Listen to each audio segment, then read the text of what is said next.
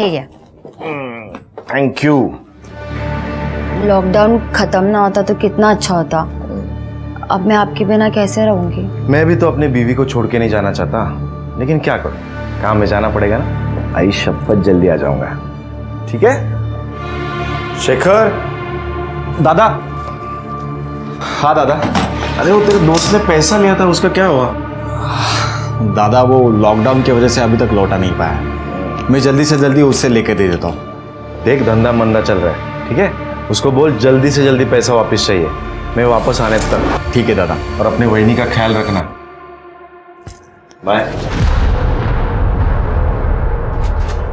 चलो बाय। वही मुझे एक थोड़ा ज़रूरी काम है, मैं शाम तक आ जाऊंगा।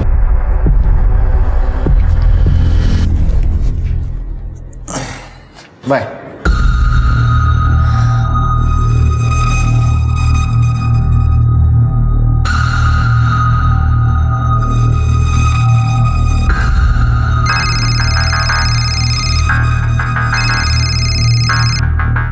आशीष गया, अब तुम्हें कोई खतरा नहीं है।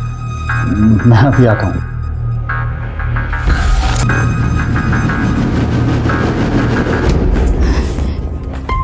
तुम्हें शर्म नहीं आती? मेरे भाई का घर तोड़ के क्या अपना घर बचा रहेगा? मैं तुम्हें मानसी बहनी के पास बिल्कुल जाने नहीं दूंगी। तू रोकेगी मुझे? तू रोकेगी मुझे?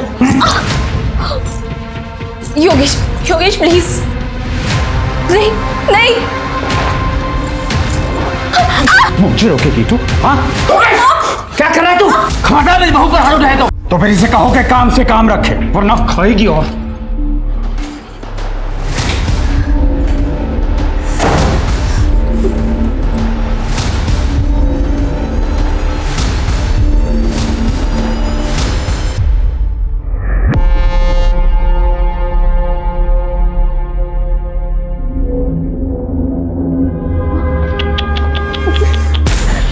अरे रे रे रे, कितना मारा है तुझे? अच्छा मैं ना मलहम लगा देता हूँ।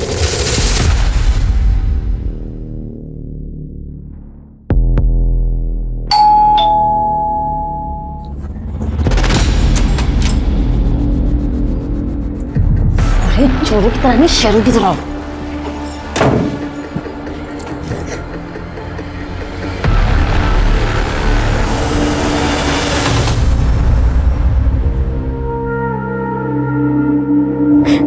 तब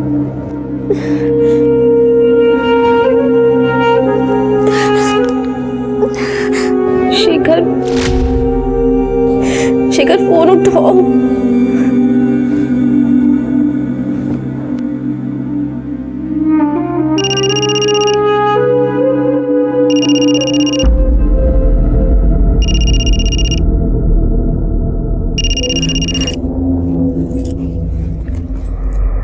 हेलो हेलो नम्रता, क्या क्या क्या हुआ? तुम रो क्यों रही हो? कुछ नहीं हुआ, मैं ठीक हूँ। मुझे कुछ ठीक नहीं लग रहा है, सच सच बताओ क्या हुआ है? सुधीर, योगेश फिर से मानसी वहिनी के पास चला गया है। मेरी जिंदगी बर्बाद हो गई है। मुझे कुछ समझ में नहीं आ रहा, मैं क्या करूँ? तुम परेशान मत हो, मैं आ रहा हूँ तुमसे मिलने। नहीं नहीं सुधीर, तुम यहाँ मत आना, वरना किसी ने तुम्हें यहाँ पे देख लिया ना, मेरी परेशानियां और भी बढ़ जाएंगी। अरे मुझे कुछ नहीं सुनना। और सुनो, मैं तुम्हारे घर के पीछे आ रहा हूँ, तुम बाहर आ जाना मुझसे मिलने, ठीक है?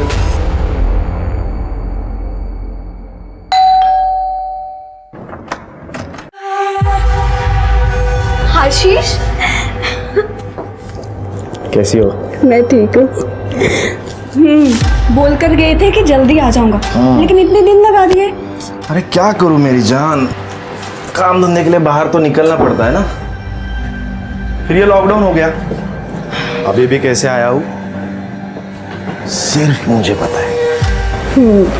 और इस लॉकडाउन में तुम्हारे बिना मेरी क्या हालत हुई है वो मैं किसे बताऊं? मुझे बताओ ना।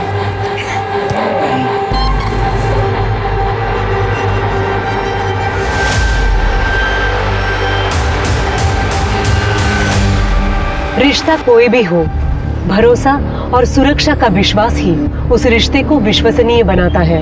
जहां ज्यादातर लोग अपने संबंधों को पूरी सच्चाई और ईमानदारी से निभाते हैं, तो वहीं अपने शातिरपने में माहिर कुछ लोग खुद को सबसे बड़ा हितैषी दिखाते तो हैं, लेकिन मौका मिलते ही भरोसा तोड़ने से नहीं चूकते। अब इस केस को ही ले लीजिए। पति पत्नी के रिश्ते में बंधे आशीष और मानसी ने एक दूसरे को अंधेरे में रखा। एक दूसरे के प्रति उनका भरोसा अवैध संबंधों की हवस की भेंट चढ़ गया। लेकिन क्या उस हवस की चादर को ओढ़कर वे जिंदगी भर छिपे रह पाएंगे?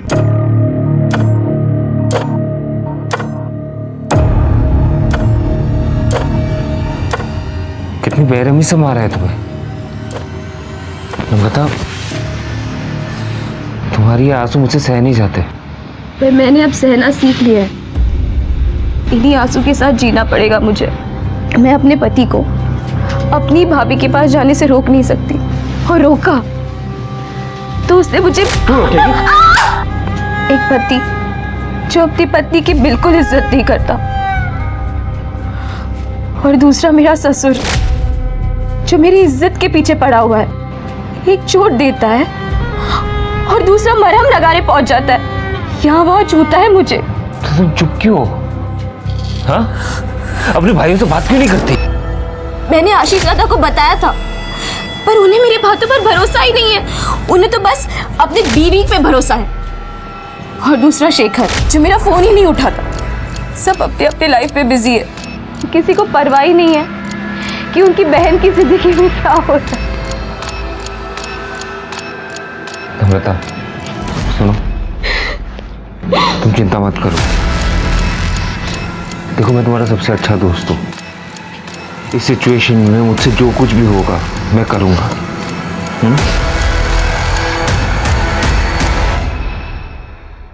आ नहीं सकते थे, फोन तो कर ही सकते थे ना। अरे हाँ, वो इस मक्कर का भी फोन अभी आना था। कौन है? एक दल्ला है, बिजनेस राइवल।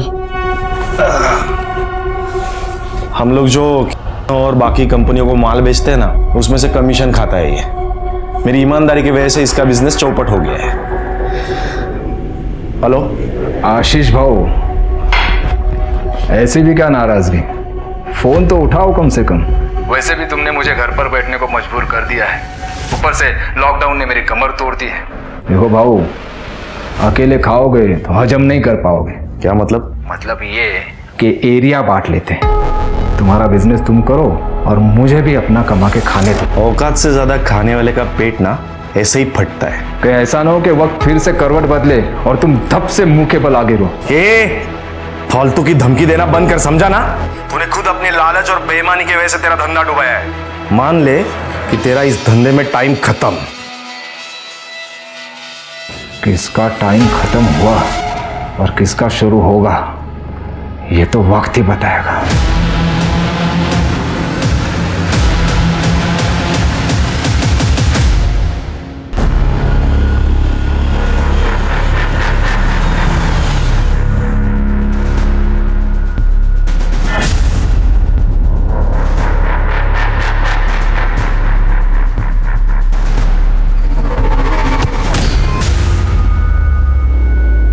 लो, तुम मिठाई खाओ।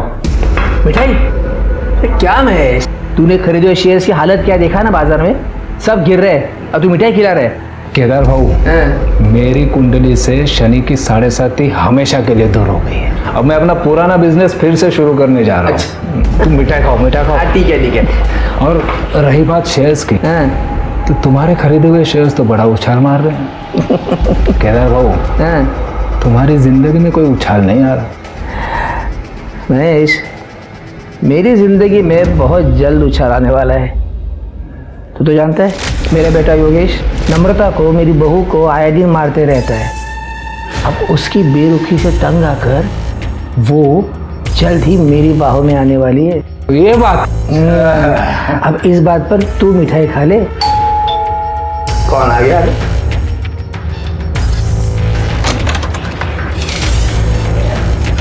महेश कुलकर्णी। हाँ, मैं संजय, वो शेयर मार्केट में इन्वेस्टमेंट की बात करना चाहता हूँ। हाँ हाँ, आइए आइए।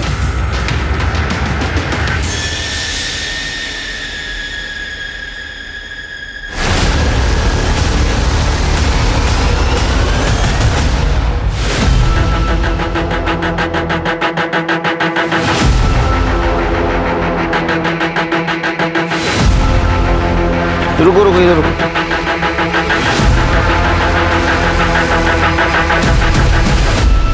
ये तो मेल बॉडी है, लेकिन कमाल है, मेल बॉडी होके बिना कपड़ों की। हो सकता है इसका गला दबा कर मारा हो इसे।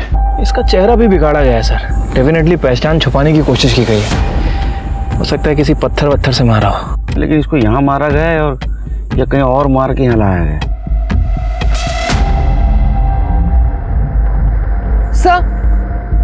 सर ये कच्ची सड़क आगे तक जाती है, शायद कोई गाड़ी आके ये लाश फेंक के यहीं से गई होगी। करोड़े कैसा सापड़ता का बगा सर। शिरके सर, बॉडी को पोस्टमार्टम के लिए भेज दो और आसपास पूछताछ करो, किसी ने कोई एक्टिविटी देखी है क्या। और आसपास जितने भी पुलिस स्टेशन है वहाँ इंक्वायरी करो, कोई मिसिंग कंप्लेंट है क्या।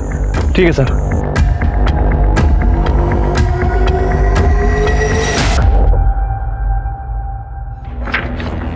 सर, आपका शक सही निकला।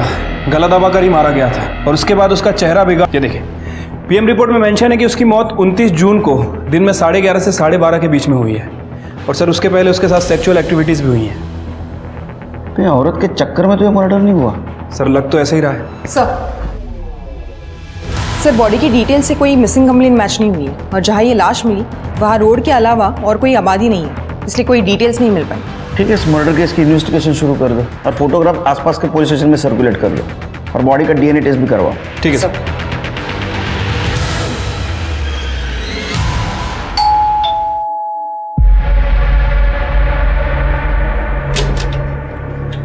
मानसी देशपांडे जी।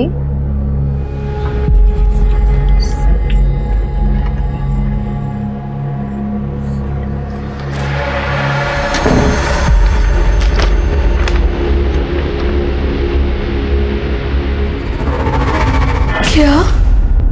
आशीष का डेथ सर्टिफिकेट? हे भगवान, ये क्या हो गया? आशीष, वही क्या है? हे भगवान,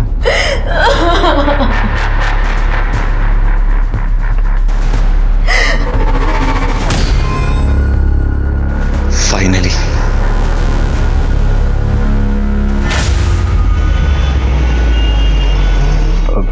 ठीक है मैम, बोल दे। सुनो, क्या हुआ?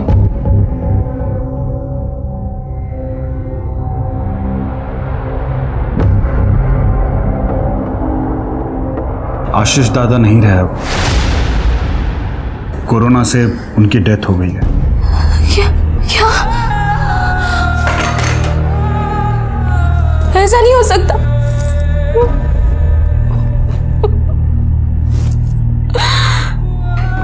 संभालो अपने आप को। अब वैसे भी हमारे रास्ते का कांटा तो निकल ही गया ना। मैं तुमसे तलाक देके मानसी से शादी कर लूंगा।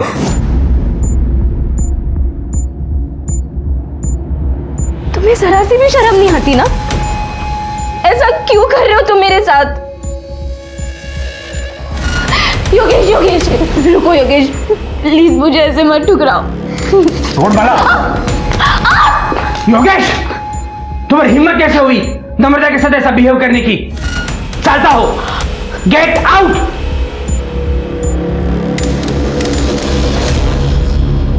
नम्रता, उठ जा। अरे उठ उठ, उठ। देख, तो चिंता क्यों करती है तू? छोड़ो मुझे, मुझे ये सब अच्छा नहीं लगता। नौटंकी नहीं करना मेरे साथ। तू जानती है ना, एक मैं ही हूं जिसे तुम्हारी जवानी से लगाव है। चिंता मत कर, मैं योगेश को बोल दूंगा, वो तुम्हें तलाक नहीं देगा। करने दो उसे जो करना है वो, और मुझे जो करना है वो मैं करूंगा।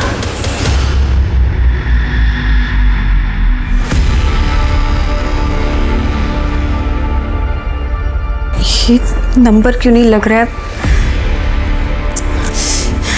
ये आशीष का नंबर कई हफ्तों से स्विच ऑफ क्यों आ रहा है? सब कुछ ठीक हो बस। मानसी बहनी, प्लीज मेरा घर मत तोड़ो। योगेश को छोड़ दो। देख नम्रता, तू अपने पति को नहीं संभाल पाई तो इसमें मेरी क्या गलती है? मतलब तू सीधे से नहीं मानेगी? मैं तुम्हें ना करी। छोड़ो उसको। अगर एक बार तूने और हाथ लगाया ना तो तू जिंदा नहीं रहेगी। मेरे भाई को हाथ कैसे लगाया? शेखर, ये मानसी बहनी और ये योगेश, ये दोनों का चक्कर चल रहा है। क्या?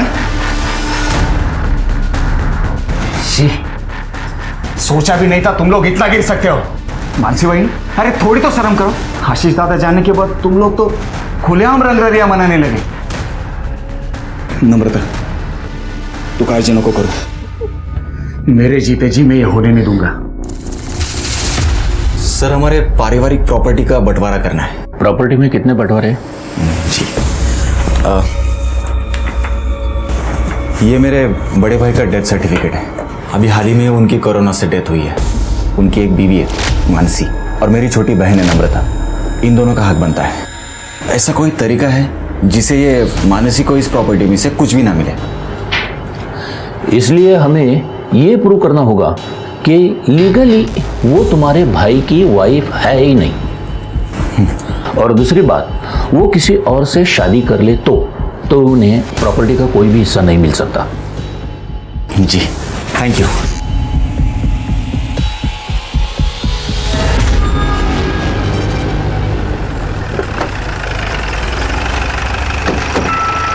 सर, आपने जो डीएनए रिपोर्ट मंगाई थी वो आ गई है।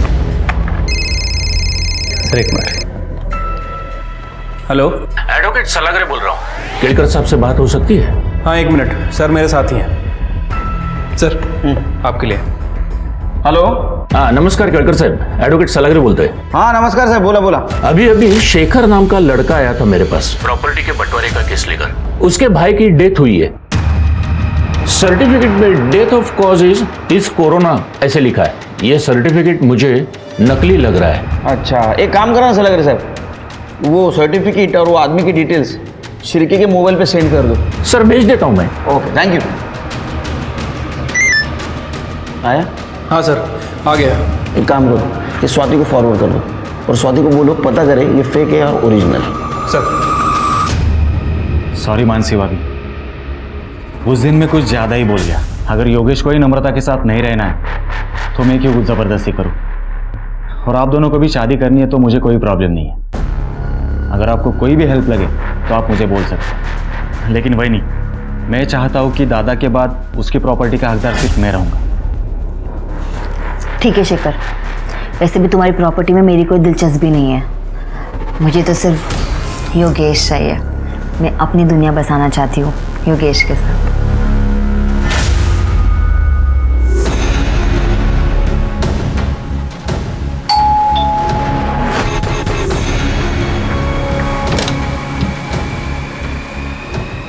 आशीष,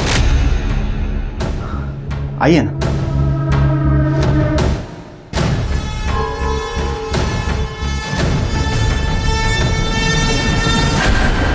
लेकिन आप कौन? मैं आशीष की वाइफ कविता। क्या क्या? क्या झूठ बोल रही है आप? आशीष दादा की वाइफ तो ये है मानसी। ये आप क्या कह रहे हैं? आशीष की वाइफ मैं हूँ कविता। अगर आपको विश्वास नहीं होता ना, ये मैरिज सर्टिफिकेट देखिए।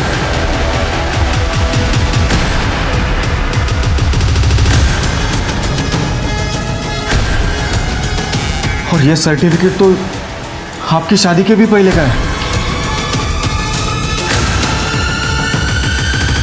आप आशीष को बुलाइए, आपको सब कुछ पता चल जाएगा। लेकिन आशीष दादा की तो कुछ ही दिनों पहले कोरोना से मौत हो गई है। क्या?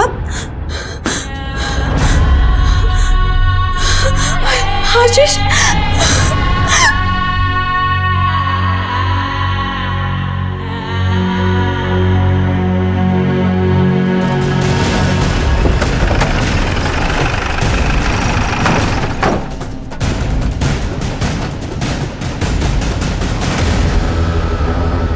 आप में से शेखर कौन है? सर शेखर मैं हूँ। आपके भाई की कोरोना से मौत हुई, आपको कैसे पता चला? जो सर्टिफिकेट आपने लॉयर को सबमिट किया था, कहाँ से मिला था आपको? सर वो सर्टिफिकेट तो कुरियर से आया था। हाँ सर, कुरियर तो मैंने खुद रिसीव किया था। देखो ये यही था। हाँ सर, सर्टिफिकेट तो यही था। ये फेक है क्या? मैं जानती थी यहाँ कुछ ना कुछ तो गलत हो रहा है। मैं आशीष की वाइफ कविता, लेकिन यहाँ आकर पता चला तो ये कि आशीष की बीवी बनी बैठी है। ज्यादा कुछ बुरा ना, तेरा मुंह तोड़ दूंगी मैं। काम कर ही रहो। अब आशीष से आखिरी बार कब मिली थी? सर वो 22 जून तक तो यही थे, उसी दिन वो गए थे। हाँ सर, उसी दिन वो मेरे पास भी आए थे। एक हफ्ते के बाद 29 जून को वो बिजनेस टूर के लिए निकल गए थे। अब कभी लंबा इंतजार मत करवाना, और अगर जल्दी नहीं आए ना तुम तो मैं वहाँ पर आ जाऊंगी। चिंता मत करो, हफ्ते 10 दिन में वापस आ जाऊंगा। यार कैब बुक करना भूल गया मैं। तुम पहले कैब बुक कर लो। नहीं यार, लेट हो जाएगा। मैं एक काम करता हूँ, बाप्पा चौक में जाके कैब ले लेता हूँ। साहब, आशीष ने मुझे इस घर और शेखर के बारे में बताया था, और बहुत दिन तक जब आशीष का नंबर स्विच ऑफ गया और ना ही कोई कांटेक्ट हो पाया, तो मैं उसे ढूंढते ढूंढते यहाँ तक आ गई। और सर आशीष दादा भी 22 जून के बाद वापस घर आए ही नहीं। हाँ सर, वो सिन्नर जाने का कह के गए थे। आशीष की किसी के साथ दुश्मनी थी? नहीं सर, उनकी किसी के साथ कोई दुश्मनी नहीं थी। दादा एकदम सीधे आदमी थे, वो सिर्फ अपने काम से काम रखते थे। सब महेश कुलकर्णी, ये आशीष का कॉम्पिटिटर हुआ करता था। आशीष ने अपनी मेहनत और ईमानदारी से का विश्वास जीत लिया था, और जिसकी वजह से महेश का कमीशन का धंधा भी चौपट हो गया था। और फिर एक दिन उसने आशीष को फोन पर धमकी भी दी थी कि ऐसा ना हो कि वक्त फिर से करवट बदले और तुम धप से मुंह के बल आगे रो। फालतू की धमकी देना बंद कर, समझा ना?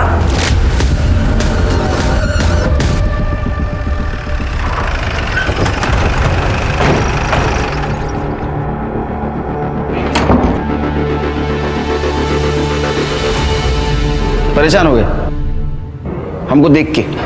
नहीं सर, ऐसी कोई बात नहीं है, बताइए मैं क्या कर सकता हूँ। आशीष की वाइफ कह रही थी कि तुमने उसे कुछ धमकाया बिजनेस के सिलसिले में। सर बिजनेस में ये सब होते रहता है। आशीष ने मेरा धंधा चौपट कर दिया था तो गुस्सा तो आएगा ही, फिर भी मैंने समझौते के लिए उसे फ़ोन किया था सर। हाँ उस वक्त थोड़ी बहसबाजी हुई थी बस, बाकी मैं कुछ नहीं जानता सर। नहीं, कुछ जानते हो तो अभी बता दो, क्योंकि हम अगर जानने की कोशिश करेंगे तो बताने के लायक नहीं रहोगे। मैं सच कह रहा हूँ सर, मैं कुछ नहीं जानता।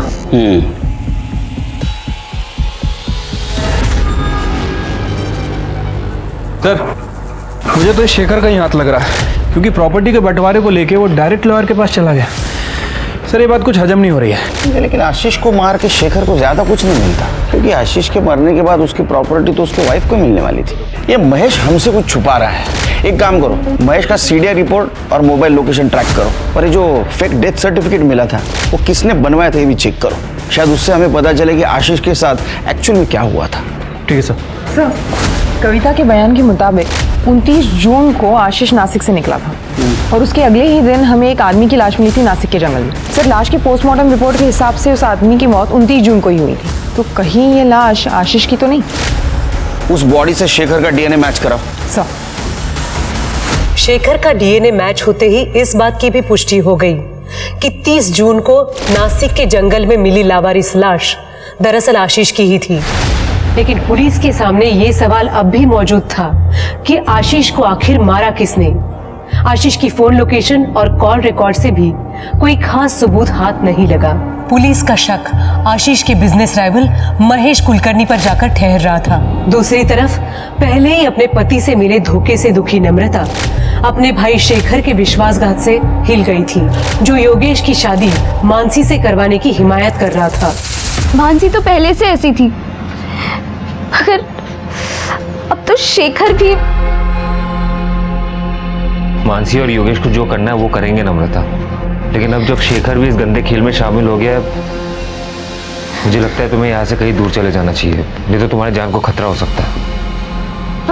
पर मैं जाऊंगी कहाँ? मैं तुम्हें कहीं एक सुरक्षित जगह पर लेके जा सकता हूँ, अगर तुम्हें मुझ पर भरोसा है तो। कैसी बात कर रहे हो सुधीर? एक तुम ही तो जिस पर मेरा भरोसा बचा है।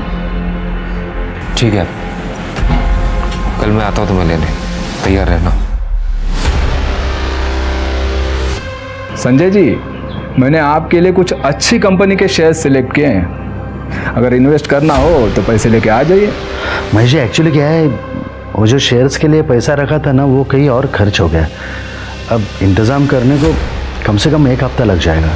कोई बात नहीं, जब इंतज़ाम हो जाए तो बता दीजिएगा। जी।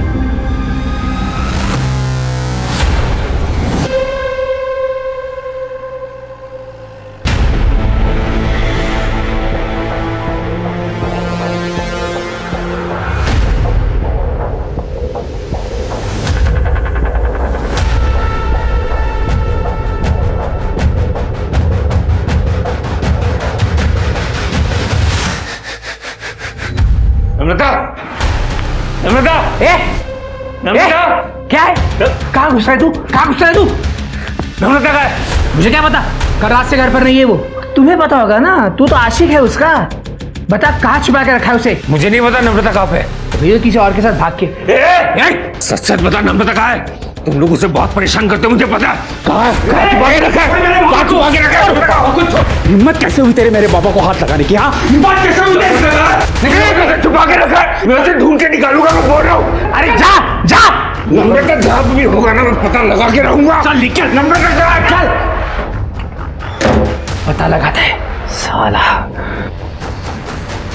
कातिल बहुत चालाक है शेर के, और इसलिए उसने कोरोना का सहारा लिया।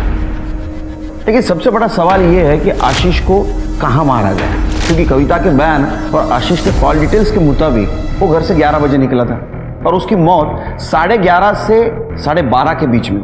तो इसका मतलब उसको रास्ते में ही मारा गया। सर कविता ने हमें बताया था कि आशीष ने घर से कैब बुकिंग की थी। वो पैदल बापा चौक तक गया, जो वहाँ से 200 मीटर की दूरी पर। सर हो सकता है इसी बीच आशीष को किडनैप करके मार दिया गया हो, या फिर कातिल उसी कैब में हो। सर लेकिन अगर कातिल ने आशीष को सिन्नर में मारा तो उसकी लाश को नासिक के जंगलों में क्यों फेंक दी? जाहिर सी बात है स्वाति, कातिल नहीं चाहता था कि वो लाश आसानी से किसी को मिले, इसलिए उसने जंगल में उस बॉडी को डंप किया। अरे कहा जा रहे हैं? चल तो बात कर। अरे करणे येऊ दे त्यांना, लोकांच्या तक्रारी ऐकण्यासाठी जगना पडीकडे। सर ये नम्रता गायब हो गई है सर। क्या सर? उसके पति योगेश और आशीष की बीवी मानसी, इन दोनों के बीच में अफेयर चल रहा है सर। सर मुझे पक्का यकीन है इन दोनों ने गायब किया सर। आप उन दोनों को छोड़ना नहीं सर, प्लीज। गायब कौन कर सकता है लेकिन नम्रता को? सर शेखर उसका भाई सर वो भी ये कर सकता है सर। ये योगेश और मानसी की शादी को रोकने के बजाय वो उसे सपोर्ट कर रहा है प्रॉपर्टी के चक्कर में सर। और नम्रता ने उसे वार्निंग दिया कि अगर उसने ऐसे किया तो प्रॉपर्टी में अपना हिस्सा वो नहीं छोड़ेगी। इन सबसे पूछताछ करनी होगी। अरे सर हमें नहीं पता वो कहाँ चली गई है। हाँ सर, एकदम कैरेक्टरलेस औरत थी। कितनों के साथ उसके चक्कर थे सर, और उसमें से ये एक सुधीर भी है। पूछिए उसको। और सर एक बार तो उस कमीनी के लिए इसने मुझे मारा भी था, पूछो। को जानवर को तरह मारा तूने? हाँ? सब मार क्या होती है ना, मैं तुझे बताता हूँ। तुझे क्यों इतनी तकलीफ हो रही है? हाँ? तेरा अफेयर चल रहा है क्या उस कमीनी के साथ? तेरे जैसा नहीं समझा, और ना ही वो मानसी की तरह है कि पति होने के बावजूद यहाँ मुंह मारे। तो तुम लोग कर रहे हो। अगर नम्रता को कुछ भी हुआ ना तो मैं तुम लोगों को छोड़ूंगा नहीं। एक तरफा ही सही, लेकिन मैं उससे बहुत प्यार करता हूँ। छोड़ मुझे, छोड़ूंगा नहीं। अरे सर ये झूठ बोल रहे, उसका कोई चक्कर किसी के साथ नहीं चल रहा था। हाँ मैं मानता हूँ कि मेरा एक तरफा प्यार था उसके लिए, हम दोनों बहुत अच्छे दोस्त थे सर। इसलिए उसने मुझे सब कुछ बताया कि कैसे वो उसे मारता था और इसका ये बाप उसे मलहम लगाने चक्कर में उसको मोलेस्ट करता था सर। उसे लगा कि वो इस घर में सुरक्षित नहीं है, उसको मेरी मदद की जरूरत थी। उससे पहले कि मैं उसे कोई सेफ जगह पे लेके जाऊं, इन लोगों ने उसे गायब कर दिया सर। अरे झूठ बोल रहा है सर, खोटा बोलते हैं। ये खुद उसको भगाने के चक्कर में था और अब हम पर आरोप कर रहा है अभी। हाँ सर मैं झूठ नहीं बोल रहा हूँ सर, मेरी बात मानिए सर। आप मुझ पर कैसे इल्जाम लगा सकते हैं सर? आशीष को ढूंढने के लिए आई हूं मैं यहाँ। और तू, तेरा भाई मरा नहीं और तू वकील के पास चला गया, अजीब नहीं लगता तुझे? सबसे ज्यादा शक ना तुम दोनों के ऊपर है। एक सीधा सीधा उगल दे वरना डंडा मार के उगलवाऊंगा। सर मैंने कुछ नहीं किया, मुझे सच में कुछ पता नहीं। सर हमें जितना पता था आपको बता तो दिया, वो सर्टिफिकेट भी कोरियर से आया था।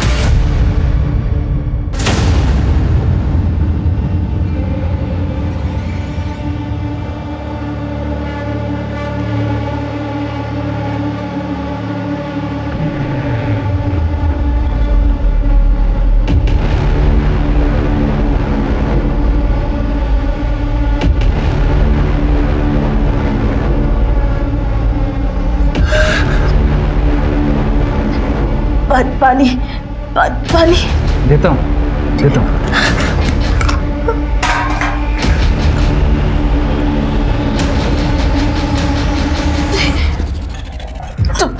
तुम मेरे साथ ये सब क्यों कर रहे? प्लीज प्लीज जाने दो मुझे। जाएगी ना? प्लीज जाएगी, बाहर जाएगी तू। पहले तेरी जान जाएगी। तेरे भाई ने मुझे डुबाने के लिए जितने पत्थर मेरे गले में बांधे थे ना, उन सबका गिन गिन के बदला लेना है मुझे। नहीं नहीं प्लीज नहीं। ए, चुप।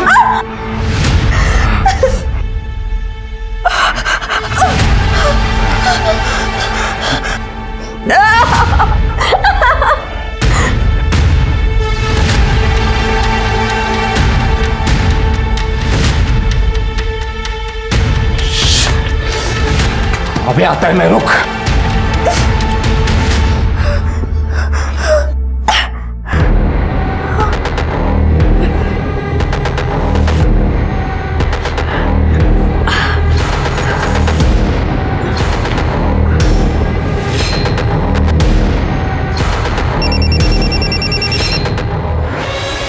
Hello hello hello Sudhir. Namrata, तुम कहाँ पे हो? तुम ठीक तो हो ना? नहीं सुधीर, मुझे इन लोगों ने ना महेश कुलकर्णी के घर पे बांध कर रखा है।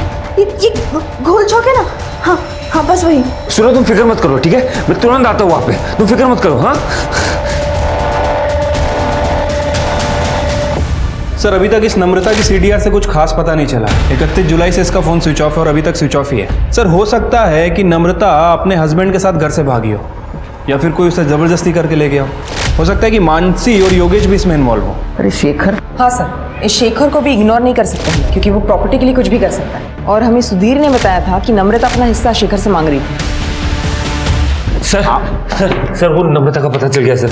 उसने मुझे 1 घंटे पहले फ़ोन किया था। उन लोगों ने उसे गोल चौक में किसी महेश कुलकर्णी के घर पे बंद करके रखा है सर। मैं वहाँ पे गया था लेकिन वहाँ पे कोई था नहीं।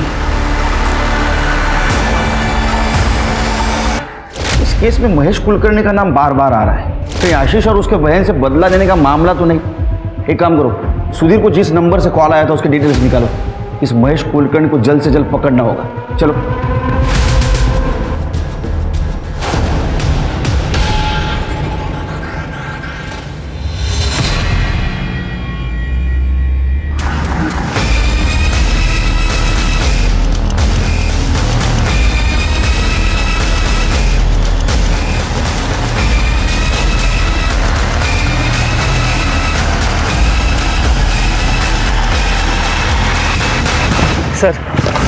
सर यहाँ पे सर ये यहाँ।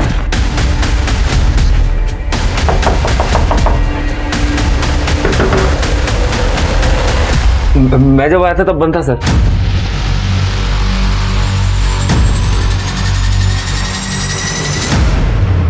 नम्रता चेक करो। सर ये तो मर चुकी है।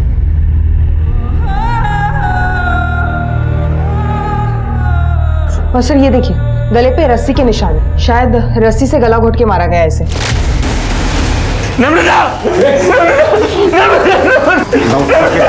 नौटंकी बंद कर।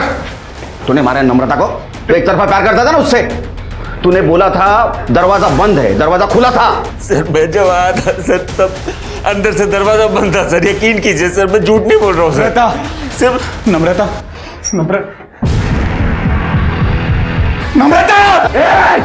सर इसी ने मारा सर, इसी ने मारा। तुझे कैसे बता रहे नम्रता यहाँ है? सर शेखर ने मुझे फोन करके बोला था नम्रता यहाँ पे।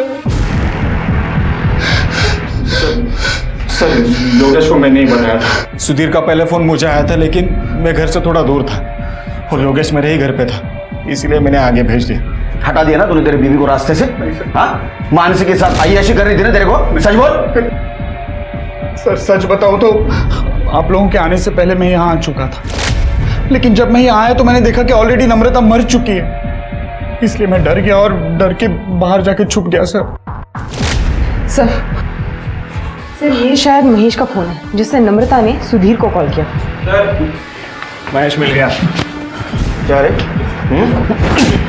खुश हो गया ना तू? भाई बहन को मार के तेरा बदला पूरा हो गया? सर आशीष और नम्रता को मैंने नहीं मारा है। हाँ, मैं नम्रता को यहाँ ले आया था, पर केदार के कहने पर। देख, मेरी बहू नम्रता घर से भागने की तैयारी में है। वैसे मेरे बेटे योगेश ने तो उसे जिंदगी से निकाल ही दिया है। अब उसको किसी सुरक्षित जगह की तलाश है। इस स्थिति में उसके भाई का दुश्मन मतलब तू तेरे उस वाले घर से सुरक्षित और कौन सी जगह हो सकती है? उसके बाद में केदार के घर पहुंचा। केदार ने नम्रता को पहले ही बेहोश करके रखा था। फिर मैंने नम्रता को गाड़ी में डाला और यहाँ ले आया।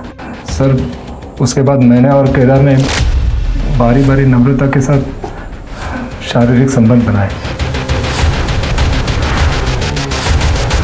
इन सबको कस्टडी में ले लो। चलो स्वाति, बॉडी को पोस्टमार्टम के लिए भेज दो और सीसीटीवी रहेगा तो उसका फुटेज कलेक्ट करो। सर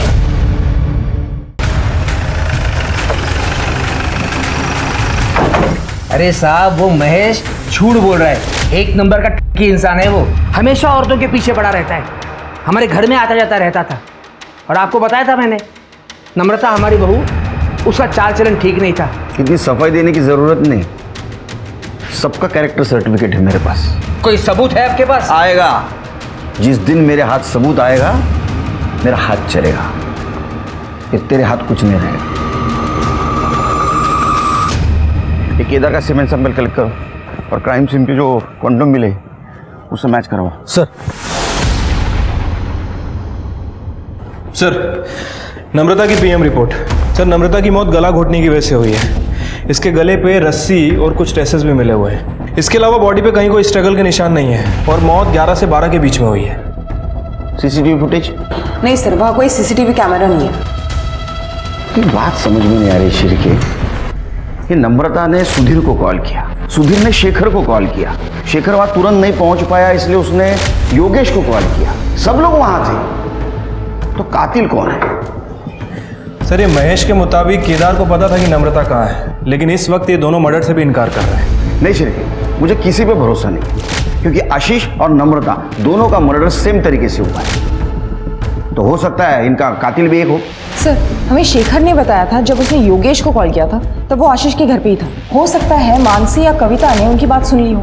और वैसे कविता पर शक करने के लिए बहुत सारे रीजंस हैं। आशीष के मरने के बाद वो उसकी लीगल वाइफ है, तो शेखर जैसे ही प्रॉपर्टी पर उसका इक्वल दावा बनता है।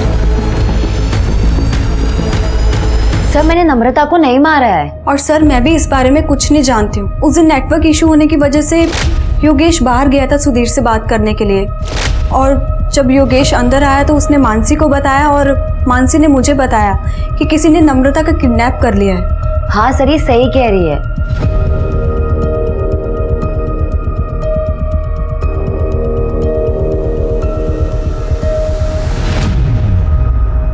सर आपको क्या लगता है, ये दोनों लड़कियां सच बोल रही है या सच को छुपा रही है? ये नम्रता को जिसने भी मारा है बहुत होशियार है।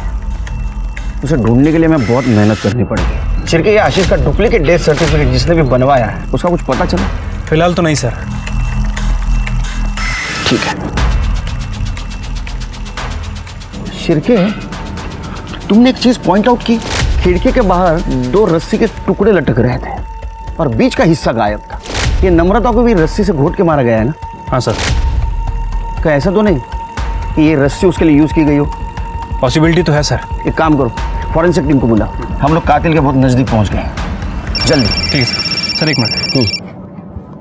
हेलो, ठीक है सर। क्राइम सीन पे जो कॉन्डम्स मिले थे और उसके अंदर जो सीमेन था वो केदार के सीमेन से मैच कर रहा है। बोला था ना तेरे को, जिस दिन हाथ सबूत लगेगा मेरा हाथ उठेगा। सच बोल। मुझे मत मारिए, मैं सब बताता हूँ। मैं मानता हूँ कि मेरी बुरी नज़र थी मेरी बहू पर। महेश जो कुछ भी बोला बिल्कुल सच बोला। ये नम्रता को किडनैप करने का प्लान मेरा ही था, लेकिन मैं सच बोल रहा हूँ, मैंने उसे नहीं मारा सर। तूने अभी आधा सच बोला है।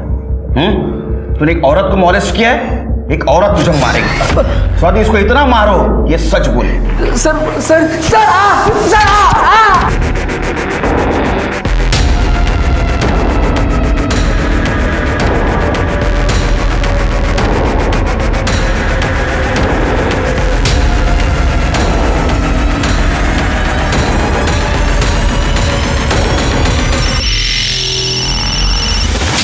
हेलो।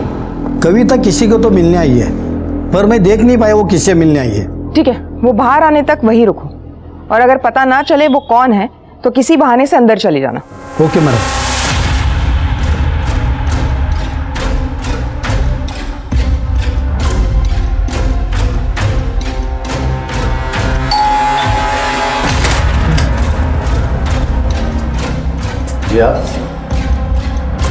इलेक्ट्रिसिटी डिपार्टमेंटमधून आलोय, तुमच्या मीटरचं रीडिंग घ्यायचं आहे।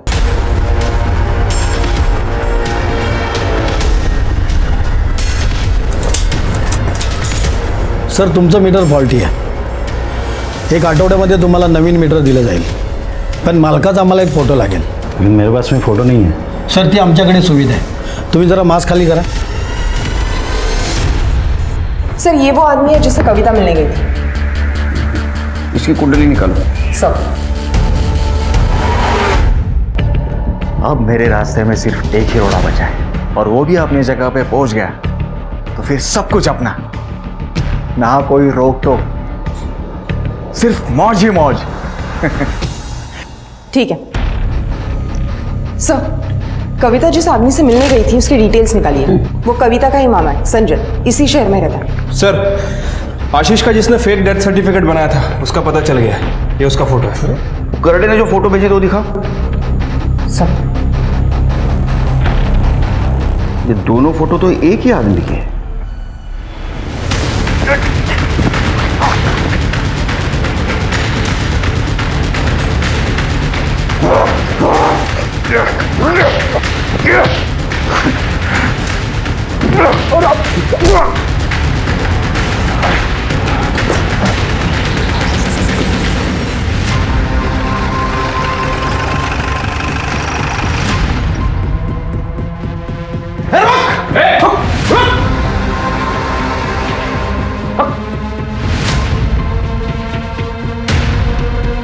सब, इसने नम्रता को मारा है। हमने जब इसे पकड़ने की कोशिश की तो ये हमलावर हो गया।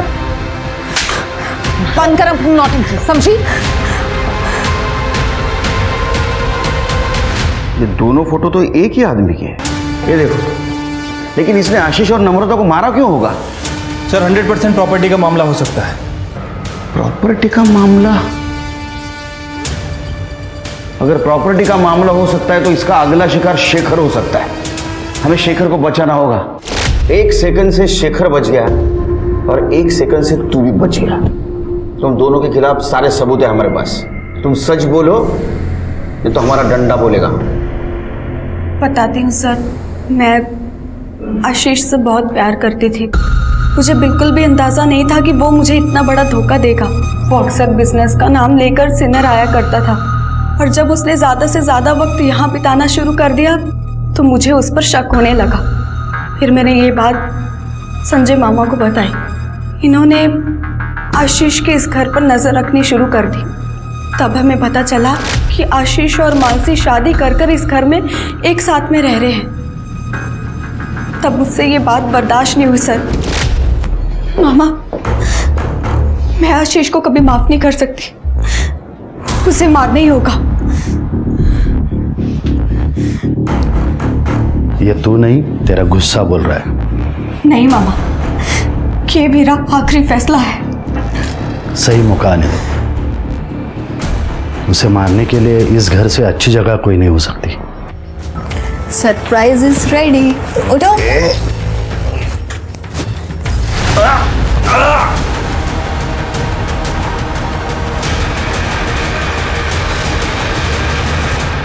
आशीष की लाश नासिक के जंगल में मैंने फेंक दी, क्योंकि अगर पुलिस इन्वेस्टिगेशन शुरू हो गया तो कविता पे कोई शक न करे और छिपी रहे। साहब अभी कोरोना से इतने लोग मर रहे तो हमें लगा कि ये आशीष की मौत भी छिप जाएगी और कविता आशीष की प्रॉपर्टी पे ऐश करेगी। लेकिन साहब जब हम यहाँ आए तो हमें पता चला कि ये आशीष की तो बहुत सारी प्रॉपर्टी है। फिर हमने सोचा साहब ये प्रॉपर्टी के जितने भी दावेदार हैं उनको सबको एक एक करके रास्ते से हटा देंगे। कि नम्रता के बारे में कैसे पता चला? वो मैं इनके घर पे नज़र रख रहा था ना साहब, तो वो शेखर ने योगेश को फ़ोन करके नम्रता के किडनैप होने की बात बोली तो वो बात मैंने सुन ली क्योंकि मैं वहीं पे छुप के खड़ा था। गोल चौके के पास। और क्या नाम बताया? महेश कुलकर्णी। पक्का नम्रता वहां मिलेगी?